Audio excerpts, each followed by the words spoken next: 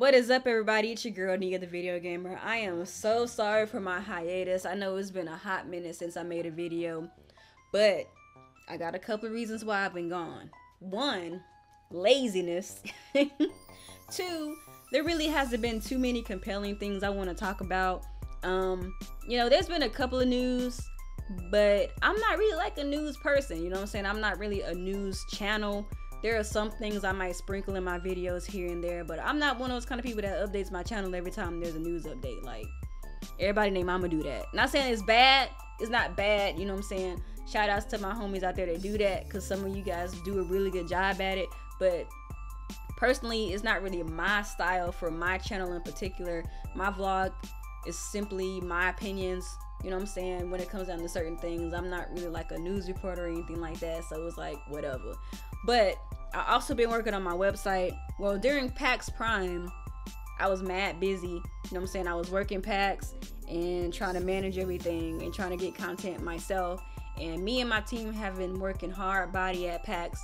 And if you guys are subscribed to She Attack TV, or if you guys follow our She Attack social media, or if you guys visit our website, you guys know that we were putting up PAX content like crazy. Like, we were on our grind, so that kept me busy for a little while.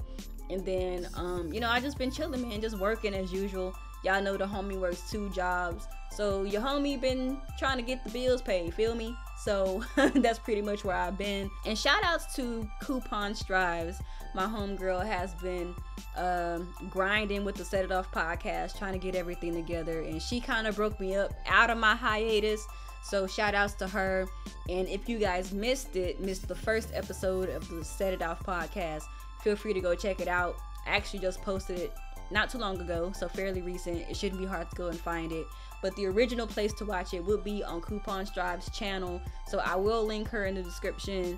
And shout outs to her, because she's got a really good thing going. She had a really good idea of putting together an all-female podcast, and it's something that I've always wanted to do, whether I did it myself or whether I was a part of it. But I think that Coupon is really the best woman for the job. She is one of the realest female gamers in the community right now, and I just respect her so much.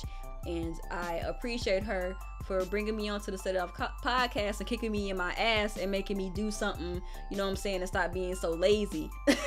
So that being said, I wanted to come on really quickly and talk about none other than Super Mario Maker. So I was a little skeptical about Super Mario Maker after they first announced it, because while I do like Mario, I'm not like a huge Mario fan, you know what I'm saying?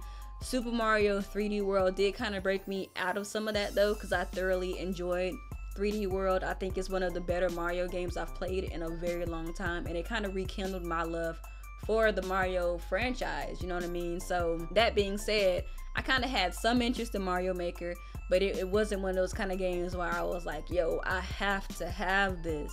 It wasn't until the Nintendo World Championships at E3 2015 when I was like, yo, this is hot fire. The homie John Numbers had me on like, yo, like him, and I can't remember the other dude's name who was in the finals. I'm so sorry to you, guy. But seeing them traversing those super hard levels that the treehouse people created for the championships, I was like, okay, I can really see the potential of this game right now. And man, I'm not gonna lie to you guys, Super Mario Maker has not disappointed me. And shout outs to Best Buy, because I got this game for like $40 something because of the Gamers Club Unlocked rewards program that they've got. So not saying that the game is not worth $60. I feel like the game is worth $60 because it's pretty much endless Mario, but I was skeptical.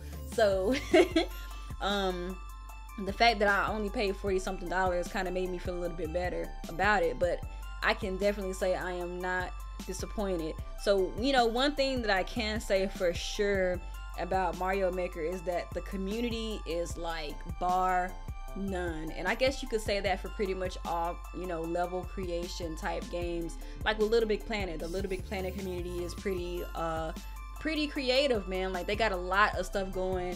I've seen a lot of really dope things come out of Little Big Planet.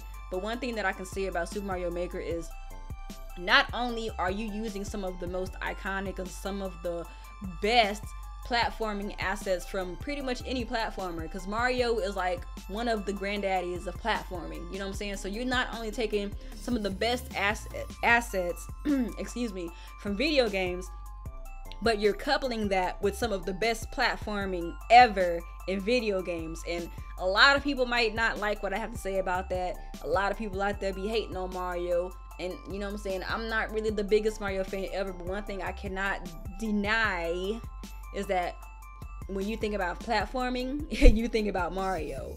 And so I think that Super Mario Maker does the best job ever of bringing the whole Mario universe into one game and making it something that the community could take from and really turn into something, you know what I mean? I've seen so many different levels, like people are making automatic levels. To those of you guys who don't have Super Mario Maker, automatic levels are basically spectacles. They're just pretty levels of people creating the level to where you basically just have to let Mario traverse the level by himself. Like there's like little platforms and elevations that takes him from here to there or whatever. You really don't have to do anything. You don't have to move. It's kind of like a roller coaster for Mario. He's just going from point A to point B, and you get to see how pretty the stage is. And when I first got on Mario Maker, I wasn't really feeling the automatic stages. I felt like people were going too hard body on them. You know what I'm saying? I actually want to play the game. I actually want to platform. I'm not trying to just step on the platform and just let it do everything for me. But they're good because, you know, it kind of shows some of the creativity that some people do have within the community. And then, of course, you got people who make, like, puzzle levels. Like, yo, I got a couple of levels that I really want to show y'all one of these good days. And then, of course, you got your intense levels, your rage-inducing levels that make you want to pull your hair out, but you can't help but die and try 100 times just to beat that level, just so that you can feel good about yourself. And I've run into a couple of those, and yo, some really dope stuff, man, I've seen. And then I've seen some different kind of levels too. Like some people will create levels that kind of set like a particular tone. Because, you know, some of the assets would be like the ghost houses and like the fortresses and stuff like that, the airships.